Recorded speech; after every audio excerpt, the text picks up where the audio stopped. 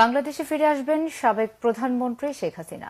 অংশ নেবেন নির্বাচনে, বলেছেন তার ছেলে সজীব ওয়াজেদ জয়। শেখ হাসিনা ভারতে পালিয়ে যাওয়ার 3 দিনের মাথায় নিজের দেয়া আগের বক্তব্য থেকে সরে এসে এমন দাবি করলেন তার ছেলে সজীব ওয়াজেদ জয়। এদিকে শেখ হাসিনার বিষয়ে ফোন আলাপ করেছেন যুক্তরাজ্য ও ভারতের পররাষ্ট্রমন্ত্রী। বিস্তারিত মেহরাব হোসেন খানের ডেস্ক রিপোর্টে। ছাত্র জনতার বিক্ষোভের মুখে গত 5 আগস্ট ভারতে পালিয়ে যান শেখ হাসিনা।